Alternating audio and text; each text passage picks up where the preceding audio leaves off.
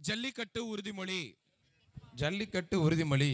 மதுரை மாவட்டம் மதுரை தேற்கு வட்டம் ஆவணியாபுரம் கிராமம் மதுரை தேற்கு வட்டம் அவனியாபுரம் கிராமம் இன்று 15/1/2026 இன்று 15/1/2026 தமிழக பாரம்பரிய வீர விளையாட்டான தமிழக பாரம்பரிய வீர விளையாட்டான ஜல்லிக்கட்டை கொண்டாடிடவும் நமது கலாச்சாரத்தையும் பண்பாட்டையும் பேணி காப்போம் என்றும் விளையாட்டில் ஈடுபடும் காளைகளுக்கு எவ்வித